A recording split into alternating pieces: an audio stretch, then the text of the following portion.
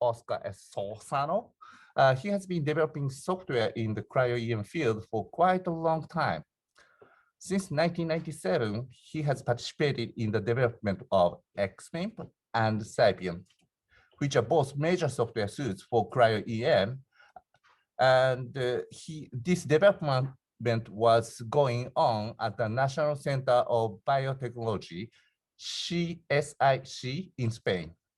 In 2003, I started learning the single particle analysis when I was working for JEOL. Among several cryo-EM software packages, I like the XMIMP most because of the software design and algorithms. The software contained many most advanced algorithms for the image processing, such as artificial neural network and statistical reconstruction method with Bayesian approach. In fact, most of the basic concept of the Bayesian approach was first incubated in XMIMP and later evolved to the Reliant and CryoSparks. Carlos Oscar, together with Professor Jose Maria Carazo, is now leading position of the XMIMP and Sapien developments. Therefore, I feel very honored to have a chance to host his talk. Today, he will tell us about the current work of his group. The title is One Algorithm is Not Enough. Everyone, please welcome to Carlos Oscar. Thank you. All right, Carlos, it's all yours. Please start. Okay, so thank you very much for the invitation. Fortunately, we cannot be physically together, but yeah, that's even this gives more opportunities to see people from abroad. But yeah, so I will start sharing my screen. So hopefully you can see it now. Yes, I can see. Okay, good. And then okay, so yeah, so our background is method development. So doing the algorithms that do the image processing tasks that are required to go in cryo-EM from the raw data to the final structure. And my personal background is mathematics and engineering. And one, despite the fact that I do methods, I wouldn't like that people only use my method only once to solve their structure. And you will see along this presentation why. So this one method is not enough. In more technical words, well, we have a problem of bias and variance. And this is inherent to any data analysis. So it is not only something particular in single particle analysis. Always that you have to estimate a parameter, you may have a problem of bias and variance and a balance between the two. Okay, so I presume that most of you are familiar with cryo-EM, but anyway, I will very shortly present the data that we have. So what the microscope acquires are frames. So these are very short time snapshots of the sample that is imaged, and the signal to noise ratio is somewhere between 1/100 and 1/1000. So that means that we have 1000 times more noise than signal. And from these frames, you have to estimate a lot of parameters.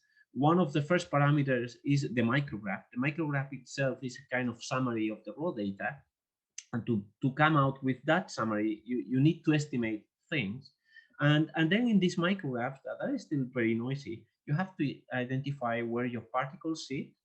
And then after identifying these particles, at the end, what you want is to have this nice 3D interpretation of the structure of the protein you are interested in. Here in this particular example, it is the spike of the coronavirus.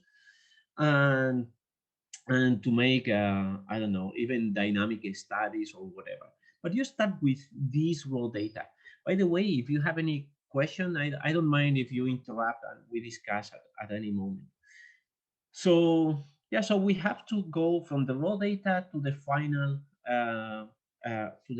result, that is these three-dimensional structures.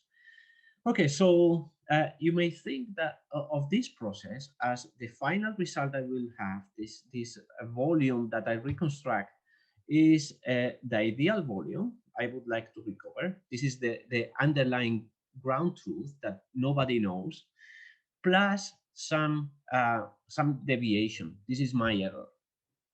And when you talk about errors, you have two kinds of errors. One are random errors. The other ones are systematic errors. So let's say that under the underlying ground truth is this green line. Can you see my pointer, by the way, my mouse?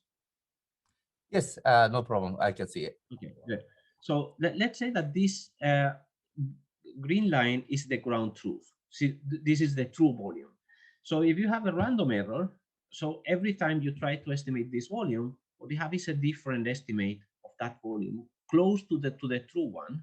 And actually, if you average all these estimates, you would have a better estimate of what the ground truth is. If you have a systematic error, you also have this variability, but if you average your estimates, you don't have the ground truth. You have something different from the ground truth. So this difference is called the bias. And so bias is the expected, so it is the expectation of this error, and it is caused by systematic errors. While the variability, you can encode it with the covariance of your error, and it is the covariance assumes that you have zero errors with zero mean. So the covariance means this how spread these estimates are, while the bias estimates how far the mean of the estimates is from the ground truth. And you may also pose your problem in a different way. So for the volume you reconstruct will be a balance between two terms. So in one of them, you have perfect data, you have perfect parameters, and you have done everything perfectly. And then this V correct, this volume that is correct, would be very close to the ideal. And then you have some other term that is uh, all the all the bad data, all the bad decisions with your parameters, they are giving an error whose average is not the ideal volume. It is not the underlying ground truth. And then it depends what is the proportion of these errors that you do. So if you make very few errors, then the probability of making things correct is very high. And then you will have something that is very close to the ideal. And if you make a lot of errors, then you are on the other side and you have a volume that is not the ideal one. And there could be several reasons for these systematic errors. So for instance, you could have mistakes in the particle selection. So when you have to choose what is a particle, what is not a particle in these micrographs, you may commit errors.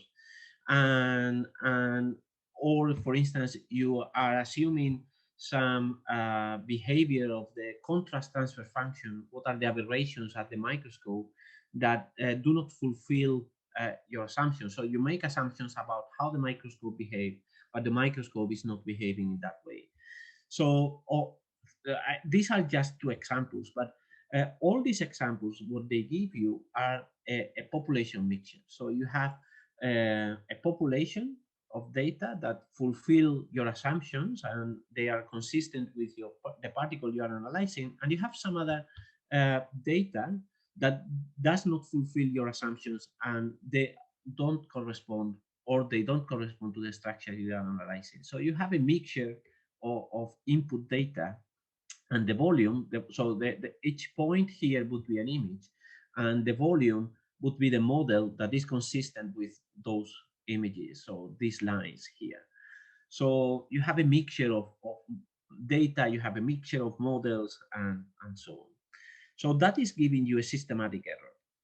And another source of systematic error is when you have to estimate a categorical variable. So categorical is something that takes a value from a discrete set of values.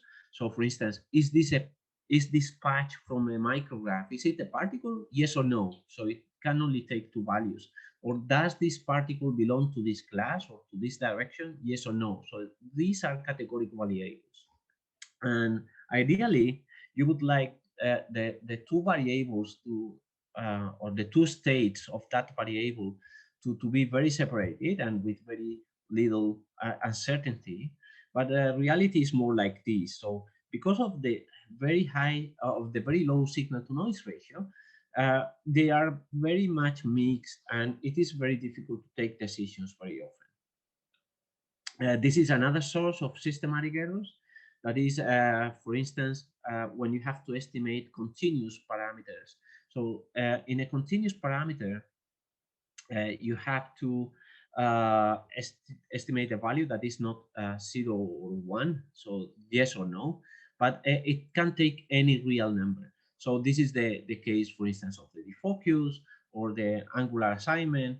And then you may make mistakes, random or systematic. So, and systematic errors come because very often projections, they can look, they can fool you, and then because of the noise, you are not sure from where you are looking at the molecule, and then you may take the wrong orientation for a particular image. So these are possible sources of systematic errors. And very often in the world of cryo-EM, the word overfitting is very much known. And actually it is funny because in statistics and mathematics, there is no formal definition of overfitting. So it is a kind of fuzzy word that most people understand, but there is no formal definition. And very often overfitting is presented in this way. So let's say that you have a set of points that you have to fit, and the underlying true function is this orange one, but you have in your model, you have too many parameters, and then you fit this blue curve. And you explain very well your data, but if you try to extrapolate to some other region, for instance, this region here, you are doing a very bad job. You are doing a very bad model. And that is the situation in which, and this is now formal. So when you try to estimate the parameters of a model, you always have this trade-off between bias and variance, and you can combine both in this mean square error. So the mean square error of your estimates of your parameters is a mixture of the bias and the variance of those parameters. So this situation is described by or is caused by a model that has many parameters, and then you can, with these many parameters, you can adapt very well to the observed data, but you have a lot of variance in the estimate of those parameters. But typically you have a very low bias in that situation. So if you give a different set of points, now you will estimate your blue curve will be different, but the average of all those blue curves will be the correct underlying model. On the other side, if you have very few parameters, for instance, these let's say that I need a polynomial of degree 3 to represent this data, but I'm modeling with a polynomial of degree 1. So I have too few parameters to represent my data. So I have very little variance. If you give me a different set of points, probably the blue curve will be almost the same, but I have a lot of bias. So I'm not really estimating the correct model that is underlying these points. So in which situation are we in cryo-EM? So if you count, we have about 7,000 measurements per parameter. So for every parameter that you have to estimate in your system, you have about 7,000 measurements, so 7,000 pixels. This is a lot of measurements. So we are not working in this regime of having too many parameters for the amount of data we have. So we are working more in this regime of having very few parameters for the number of observations. So what we call overfitting in cryo-EM, actually, it is mostly caused by bias in our process of estimating parameters. And we'll see this in more details along the path. Okay, so yeah, so what are the different steps that we have? So first we have the frames. We have to align those frames, and here you have the example. So let's say that you have these frames and you have to align those frames with respect to each other to average them and produce a micrograph. And there are several programs for that. So here we compare Motion Core 2, Relion, FlexAlign, that is the one in XMIP, and a FlexAlign with different parameters.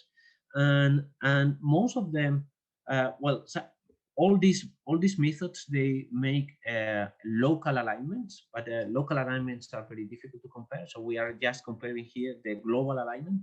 So the global alignment of most of them they are pretty consistent, but depending on your parameters, and here we found the combination of parameters for FlexAlign that was not consistent with the others. So that means that unless you can compare to something else, and here is this message: one method is not enough. If you just use one method with one particular set of parameters, you will have some estimate of what the shift between frames is, but that doesn't allow you to decide whether those shifts are the correct ones, because you don't have anything else to compare with. So if you use this combination, this blue combination here, you would have a micrograph, but it is not the correct micrograph. And if you run it twice with different parameters, different algorithms, ideally, then and you get consistently the same answer, then you are more sure about what the shift between frames is. And remind that here we are estimating parameters in a context where we have 1,000 times more noise than signal. So it is extremely difficult to identify those parameters. And let's say that you have correctly identified the shift. Still, when you average, this is not just a naive process. So computing the micrograph could be seen as computing, estimating what are the Fourier coefficients of the data that you are looking at. And you can see that if you analyze, for instance, for the different methods, even in their correct combination of parameters. So if you analyze how the power spectrum is decaying over frequency, you have significant differences. So for instance, here, Motion Core 2 was having a problem of aliasing. I don't mean that Motion Core 2 systematically has a problem of aliasing in all datasets, but in this particular dataset, it had. And also, for instance, if you compare FlexAlign with Motion Core, or FlexAlign with Relion Motion Core, there are significant differences at high frequency, and they start deviating already at middle frequency. So again, these are parameters. The micrograph itself is a parameter, and you have to estimate this parameter, and you see that there are systematic differences between different methods. And unless you have several methods and you can compare the results, so you are unable to realize whether you have estimated the right micrograph or not. And all these differences later, all these decays in frequency later will have an impact in the final resolution that you have.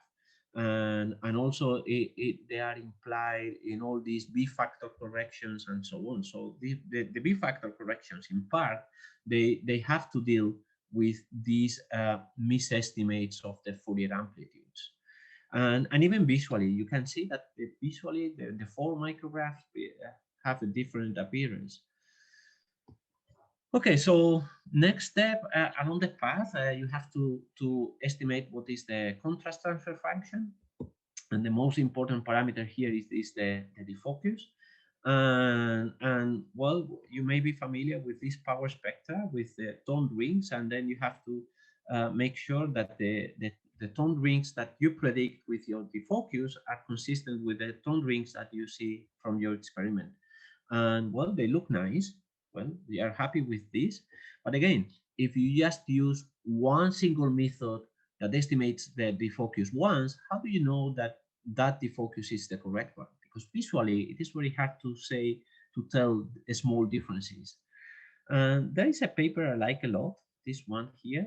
And this paper analyzes what are the limits that, how accurate you have to be in all the steps along the pipeline so that you can reach high resolution.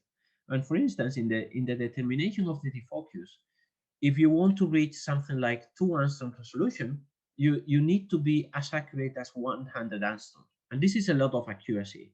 Actually, a few years ago, there was a challenge of determining the defocus of micrographs, and the variability of the estimates was more in the range of 200 to 300 angstroms. So if you just use one single estimate, you can imagine that you have this variability around the ground truth.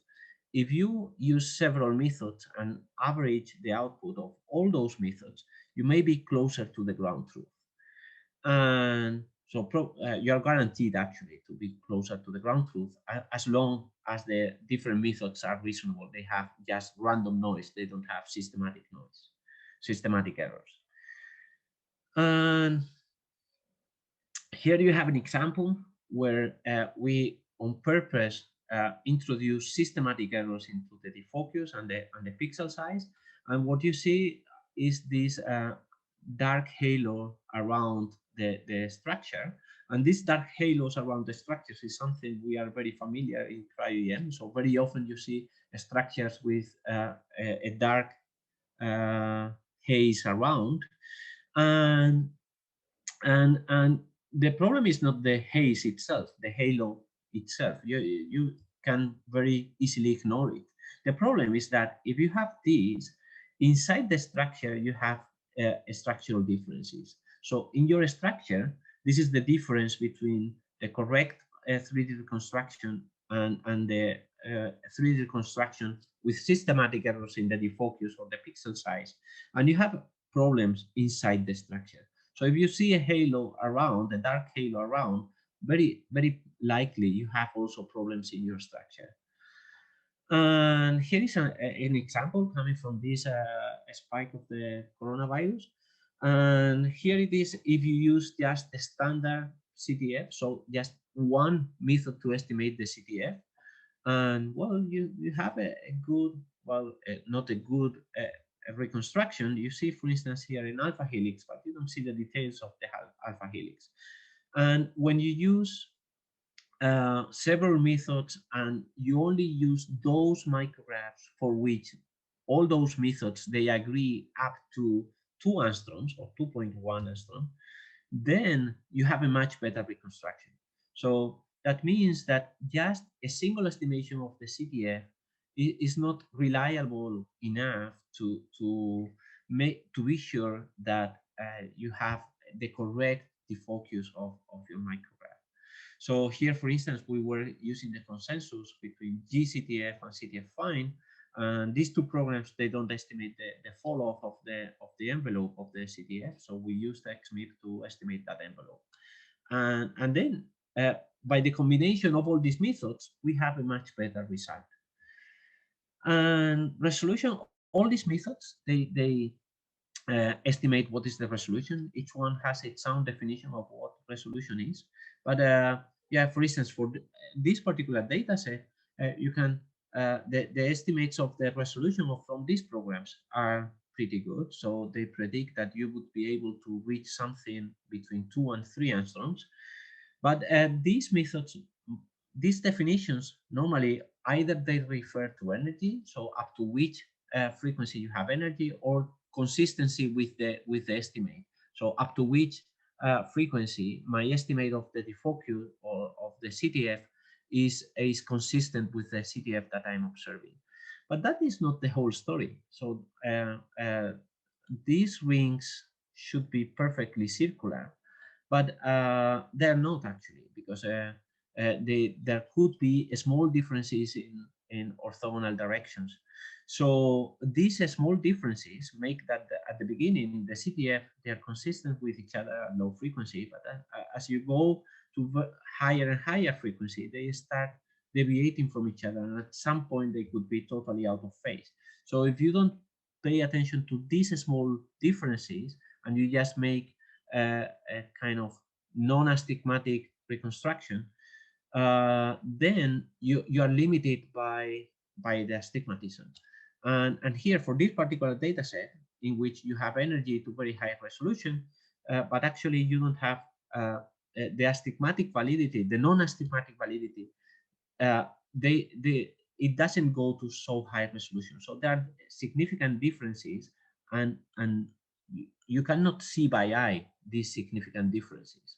So just by eye, you cannot tell that this data set is limited by astigmatism.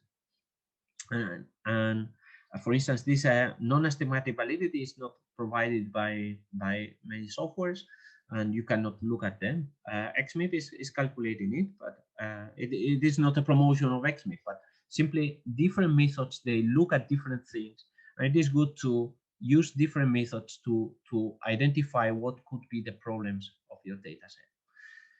Then you have to go to particle selection. So in particle selection, you may use one method, and again, this one method can find, for instance, this 1 million, 1.2 million particles, but actually they are not 1.2 million particles. They are 1.2 million coordinates. They are candidates to particles, but it doesn't mean that they are really particles. And actually, just by eye, you can see that we have particles on the carbon edges. We have here these ripples that are coming from the aperture of the microscope. So we have a lot of problems with these particles. And if instead of just one method that propose many things, you use the combination of several methods, and you use multiple pickers that are intelligent ways of combining the output of all these multiple pickers. For instance, we have this deep consensus.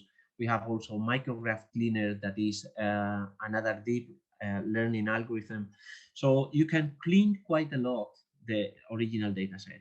So actually, about half of the coordinates that were originally proposed, they have been rejected by all these consensus and cleaners.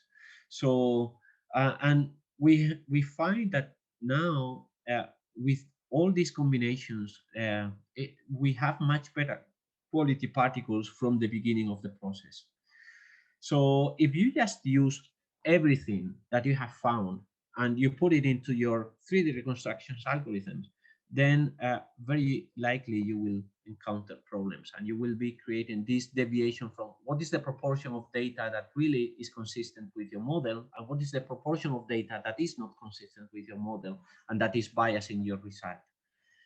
And okay, so we have ways to kind of estimate what is the bias and the variance of the coordinates. And now you extract your particles, and typically you do a 2D classification. And for instance, this is the result of CryoSpark 2D classifier, and you see very good particles. You see very bad particles like these ones, and these red classes, they have escaped this intelligent consensus and so on. So it is not that that making consensus will automatically make everything perfect. It means that you're trying to identify what are the systematic errors, but as in any other classifier, in all classifiers, you will have this uncertainty. So you have to take a decision, yes or no, this is a particle, yes or no. And you will have always part of the no particles, so the wrong class invading the distribution of your true class. So you will always have false positives for sure, and false negatives. So you are missing things that are true particles, but somehow your classifier decided that they are not. Okay, so again, different methods. So this is a different method as opposed to this one. So this set of methods decide that these are particles, but with this other set of methods, you can decide these are not two good particles. And also, for instance, I see these classes with the aperture that you know that already a few particles that escape this combination, they are still on the aperture area, and many others were cleaned, but some of them still remain. So now you're very happy. Okay, with my 2D classifier, I was able to identify those and get rid of those. So now you keep all the classes, the particles coming from classes that look good, and again, one method is not enough. So all the good classes here, they look good.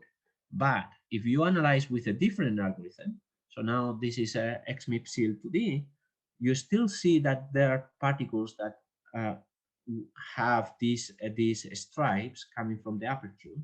And these stripes were totally hidden in the classes that you selected that apparently they were good from CryoSpark. And what happens if you just take everything and put it into the 3D reconstruction process? Okay, so this is an extreme case. We did it on purpose. So here the proportion of particles that is not consistent with your structure is 100%. So we took all, this is an example for proteasome, and we took all, this is a very crowded micrograph.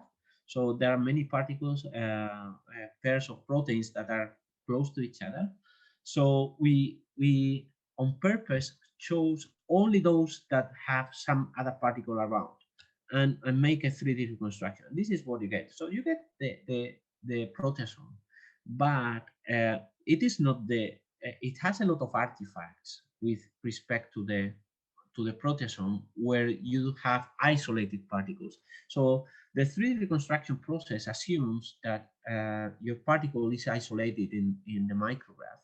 If you violate this assumption, you have this somehow this combination of particles or data that fulfill your assumption and another set of particles that doesn't fulfill your assumption. And depending on what is the mixture that you are choosing. So if you have just 1% of the particles that don't fulfill your assumption, probably they are not corrupting too much your structure. If you have a significant amount of particles that don't fulfill your assumption, and here it is an extreme case where 100% of them doesn't fulfill it, then you might have a significant bias in your estimate. Bias understood as the difference between the ground truth and what I get. And next step is to try to classify your particles into homogeneous populations so that they have the same conformation, the same structural composition, so the same ligands abound, bound, and so on. And we are all familiar with this kind of process where we start with many particles, 1.6 millions, and then we classify into different classes, and at the end we have our final result that contains I don't know how many particles from the beginning, and we report the resolution of these classes. And this process is performed only once, and the belonging to a class is a parameter, and you have to estimate that parameter. It is one of these categorical parameters where you have to decide this belongs to this class, yes or no. And you make mistakes in that estimate. But normally these mistakes are hidden because you perform this process only once, and then you cannot decide whether this estimation is the correct one or not. So here you have an example where with this spike, we performed a classification of our particles, and they were distributed in 220,000 particles going to one class, 57,000 particles going to the other class. Actually, this class looked like a crab.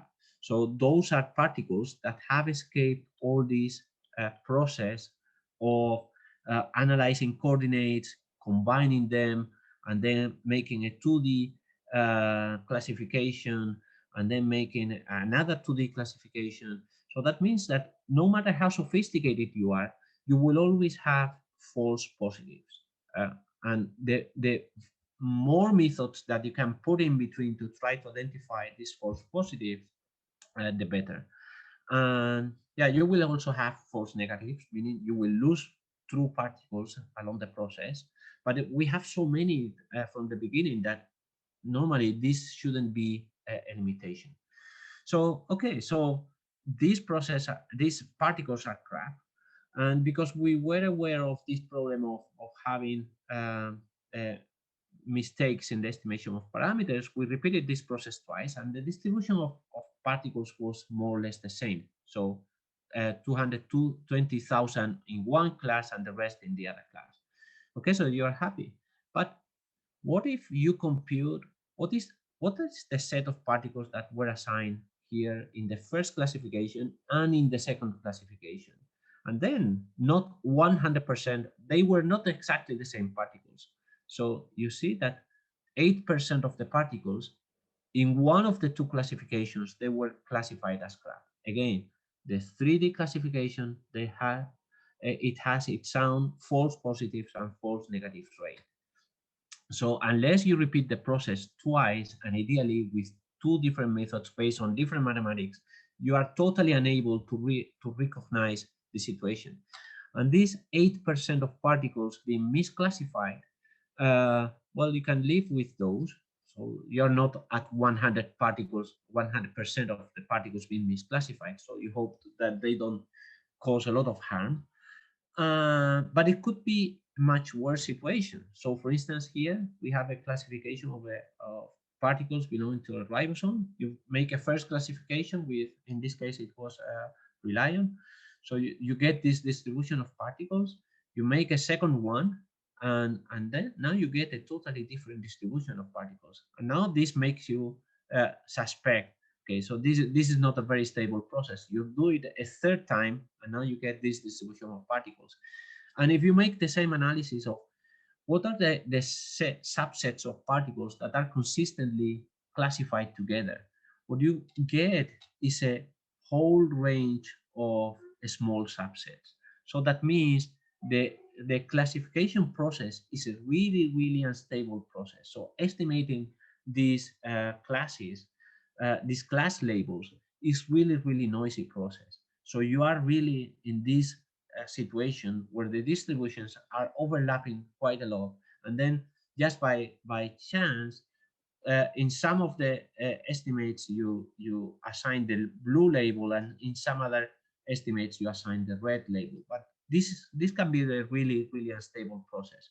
Not always. So in some cases it is relatively stable, as in this one, but in some other cases it can be really, really unstable. And this is also combined with something that we reported like 10 years ago, that was this attraction problem. So we mathematically justified why you get this very often result where some of the classes are very clean and they have a lot of particles, while some other classes, they are almost empty and they don't have any particle and any feature. And what we showed is that whatever measure that is based on something related to Euclidean distance and maximum likelihood using the Gaussian is related to that, they have an attraction problem. So as long as one of the classes starts getting a high signal to noise ratio, it starts to attract everything that is around, and even particles that don't have anything to do with that class, they will be classified within this class simply because the representative of the class has a high signal to noise ratio. And if you analyze it with a different method, then the class distribution that you have is totally different. And this misclassification, this attraction problem occurs in 2D, that is when we reported it, but it also occurs in 3D. It occurs when you are assigning angles. We will see it later. And it is a problem of many methods, and you have to estimate things several times, and ideally with methods based on different mathematics to make sure that what you are estimating is that what is the at least it is close to the ground truth. Let's go for the angular assignment. So in the angular assignment, there are two important pieces. One is the initial volume. So the initial volume, we are all familiar with this effect in cryo-EM, this Einstein from noise, where you have pure noise images. You align to a reference of Einstein, and then when you align the noise images, what you get is Einstein. So this is nothing more than a local minimum in the goal function that you are minimizing. And there are many solutions for that, and most of them are based on stochastic optimization. So try not to go to the local minimum around the point you start. So you start from this point, and instead of going to the local minimum, that is this process of alignment, you try to make a stochastic search in your landscape. And there are many algorithms for that. And there are ways to combine automatically all these outputs, and some of them may be even wrong, but these other algorithms, they try to identify which are the wrong ones and to pick which are more consistent to each other. And so an important piece is the initial volume. Here you have an example where the initial volume for this proteasome was bad. So it was mixing in the initial volume. It was mixing particles with the wrong handedness. So if you mirror all the particles, so let's say that you have a set of particles, you align them correctly, and you get a proteasome. Now you take half of the particles, you mirror them, and you mix them with the original distribution of correctly aligned particles, and then you get something that is close to a proteasome, but 50% of your particles had the incorrect handedness, and still the algorithms are not able to. For instance, this was Reliant in this case, but it doesn't matter what is the algorithm. So the algorithm is not able to escape from this local minimum and to revert this 50-50% of mixture. And it reports even a structure of 4 angstrom resolution, but it is a totally incorrect structure. So the initial volume it plays a central role, and you have ways to use multiple algorithms and just and take what is the consistent result between all those results. And the other part is the projection matching process. So the projection matching process is once you have your initial volume, you generate projections all over the place, and then you compare your experimental images to all these reprojections, and you decide which one is more similar. And this process is kind of local optimization, and or not local optimization. It is a regression. It is similar to a regression problem where you are trying to estimate continuous parameters. These continuous parameters are the orientations and the shifts of the experimental images. And you would like that process to be a bit like this. So you have some observations. Our observations are the pixels, and we try to find a model. In our case, the model are the angular, the angles and the shifts that are consistent with these observations. And you would hope to be in this nice situation where you have very little doubt of what the angles are. But very often you are more in like in this situation. It is really, really hard to tell which is the correct orientation. And here you have again this idea of not using just a single algorithm. So if you use just one algorithm, that algorithm will tell you a set of angles for a particular particle, for a particular image. But how do you know that those are the correct angles? And the only way is to run a different algorithm and then to compare the other estimate with the current estimate and see if they're consistent. So for instance, we compare the estimates from XMIP high-res to the Reliant auto-refine, and here are the results for the angles and for the shifts. And you see that for 50% of them, they are consistent, both in angles and in shifts, more or less. There are small differences, but these small differences, they are more like in these random errors. But there are many other 50% for which they disagree quite a lot. And this disagree quite a lot, one of the two has to be wrong, or even both are wrong. So unless you can compare two outputs, you will never be able to identify those particles that are incorrectly assigned. And this happens if you compare high-res to Reliant, and it can be as high as 50%, as in this example, but it can also be as low as 10%.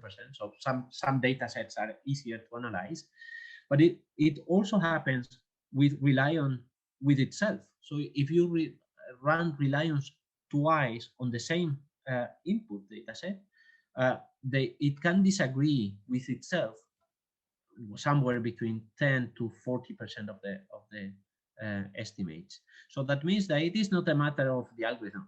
Of course, there could be algorithms that are better than others, but also the same algorithm run twice, because these estimates are so noisy, you get significant differences. And the problem is not with the particles that are slightly incorrect. So these ones for which there is a small difference, okay, they may be limiting a bit the final resolution you get. But the problem is with the ones that are totally incorrect, because if they're totally incorrect, they're introducing an important bias into your 3D reconstruction process. And here is again the same idea, but now with from a different perspective. So let's say that you use an algorithm. This algorithm, for instance, Reliant is maximizing the likelihood of observing a particular image. And then when you analyze a data set, you have this distribution of likelihoods. So from the distribution of likelihoods, and these are two different views of those likelihoods. So from these distributions, you cannot say that there are two populations there. But now if you use a different metric, so this metric here is the correlation measured in some particular area. Now you identify for the same data set, same orientations, same everything. Now you identify that you have a mixture of two populations. So again, a single method is not able to identify all the possibilities and all the possible incorrections that you may have in your data set. And here, for instance, is you may know that maximum likelihood an image can occupy multiple positions, multiple orientations, and they contribute with different weights. But still, a particle can contribute to as many as 200 different orientations. So a particle is coming from a single orientation, only that you don't know which one it is. That is why you use this maximum likelihood to try to identify which ones and with the different probabilities. But it is coming from a single orientation. All the 199 others, they are introducing bias. And this bias could be small if these other orientations are close to the true one, but it can be high if these orientations are coming from totally unrelated orientations. And here you have the proof that this is true. So this is the reconstruction that you get with Reliant auto-refine of a particular ribosome. And now if you take just the maximum of those maximum likelihoods and you use Reliant, so everything is the same except the angular weights. So a particle here in the right one is contributing only to one single orientation, while in here it is contributed to multiple orientations following this distribution. And you see that the change in resolution is quite significant. So the difference between the underlying ground truth and what you get, that is the bias, is caused in this case by contributing to multiple orientations. So this maximum a posteriori and maximum likelihood, they are good, especially the maximum a posteriori. It is very good when you have very few data, but if you have a large amount of data, they tend to bias the estimates of the parameters more than they help to identify the true parameter. This attraction problem is also found in the angular orientation. So as long as one of the orientations start to get a larger signal to noise ratio, it starts attracting the particles around. And we are now, we very often see this kind of angular distributions where there are several directions that are significantly overloaded. And this can be a true overload. So it may be that the particles really in the ice layer, they distribute unevenly, but they can also be caused by the algorithms. And in this paper here, what we show is that the algorithm itself can also induce these preferential views. So it is not a problem of the data set itself, but also the algorithm that you use to analyze the data set plays a role. And here you have an example where the same data set analyzed with two different methods. One of the methods shows this attraction. In this particular case, it was Reliant, but it doesn't matter. It can be any method. It may be susceptible of causing this attraction. While if you analyze with some other method, in this case, it was XMIP high res, but it doesn't matter again. You have a much better distribution. It was the same data set analyzed in two different ways. So the algorithm itself also plays a role in causing bias. Then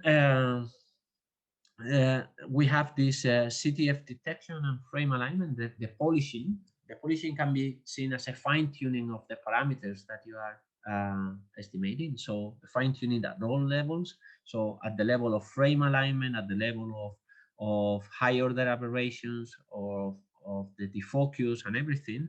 And here I'm just citing two of the most successful algorithms. But again, these algorithms are used only once. For instance, we have not conclusive results yet, but we are comparing the refined local defoci from different methods. And what we see is that they are pretty inconsistent with each other. So there is a lot of variability. And if you use just one, how do you know that what you have estimated is the correct thing? Then normalization. Normalization, somehow it is related to Fourier weighting. And for instance, in this paper, we show that the decay of the Fourier coefficients in frequency is something that has two components. One is related to the shape of an atom. So at high frequency, it is mostly dominated by the shape of the atom, while at low frequency, it is mostly dominated by the shape of the protein. And then this is very intrinsic to the specific protein that you are analyzing. For instance, here in this plot, we made a lot of transformations, really harsh transformations on the structure, and still the decay follows more or less the same shape. So they're shifted up or down, and there are reasons for that, but the shape is mostly the same. So this is something very intrinsic to the particle that you are analyzing. And what you see is that depending on the how you weight your coefficients in Fourier, you have different structural features. So for instance, this is with a global V factor, this is another global V factor estimated differently, and this is local de Blair that somehow applies a different mathematics to try to estimate those weights. or log scale, locally deep enhancer. So there are many methods there. And again, none of them has to be systematically correct. So the best is that you use all of them and you identify which one, in which places each one of the methods have made a better guess. And actually, we were prompted by this problem. So you use different methods, they give different answers. So which one is the correct one? We try to come out with an algorithm that is able to combine all these outputs into a single output that is taking the best from each one of the sharpenings, and also tells you in which regions all these sharpenings agree more and in which regions they disagree more. And so, for instance, in blue, what we have is where they agree, and in red where they disagree. So at the region of the receptor binding domain of the spike, they disagree quite a lot. So meaning you could also have identified by resolution, but this other method tells you also they here you cannot trust so much your reconstruction. So all these thoughts about making sure that what you estimate, the parameters that you estimate at each one of the steps is the good one. Is it relevant? So for instance, here we have a tool that we developed last year in which you are able to analyze just the outcome, just the volume, and try to decide whether you have uncertainty in your angular assignment. So for instance, here is a protoson that was very well reconstructed. And then all our analysis, the flatter they are and the more compressed they are, the closer to each other, the better. So in our analysis from this structure, we saw that, okay, this is reasonably well done. For this other structure, you have a lot of pathologies here. So you had a lot of uncertainty in your estimate of the angles, and you had probably empty regions in your angular coverage of the structure and so on. So the quality of your final result is not only having a structure, it is having a good structure. So there are ways to recognize these situations. Here you have another example. This is, again, the spike of the coronavirus. And this is a map that has been deposited at the EMDB. This is not a criticism on this particular map. We see many other maps that have these problems. But it is not just having a map. It is having a good map. So, for instance, the same data set, but analyzed in a different way, gives this result. So just reporting the highest resolution or the smallest number of resolution is not the goal. The goal is to have a trust on what you are reporting. And here is a summary of these ideas. So let's say that you have to estimate two parameters, theta1, theta2, and you make just one estimate of those parameters. So you will get one of these blue points.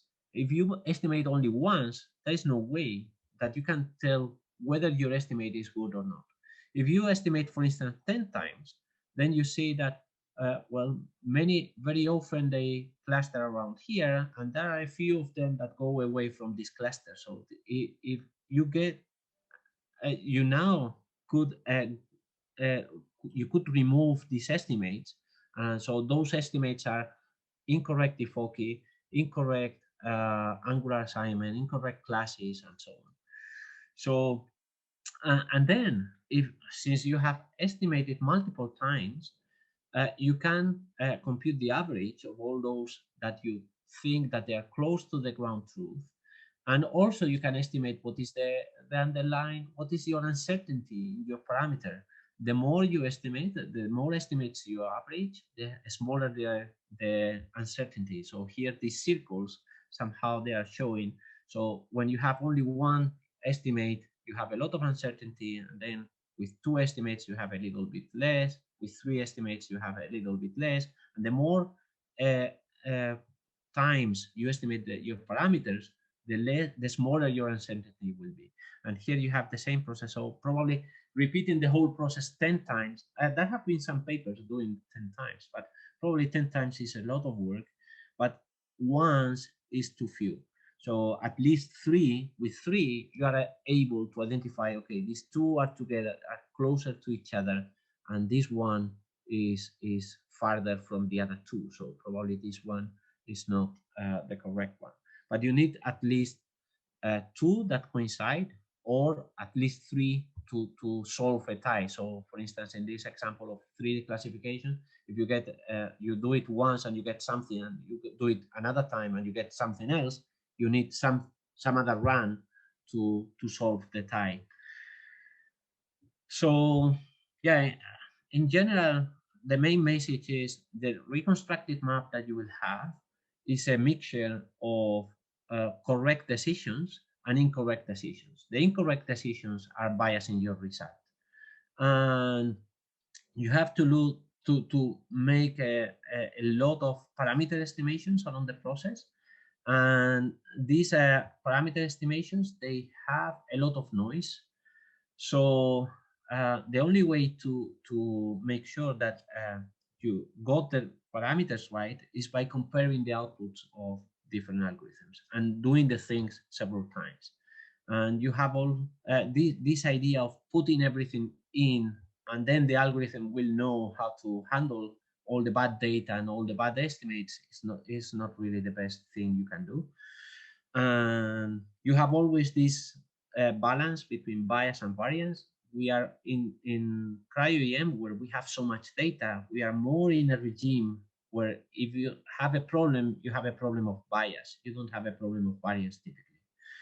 So yeah, this comparing different results would be similar, like comparing this intersection between sets. So on one set you have these estimates of your parameters. In this other set you have these estimates of these parameters. What are the commonalities between those? And those are the parameters that you can trust. So with this, I would like to thank the people that work on this. So the group and all our collaborators and the funders.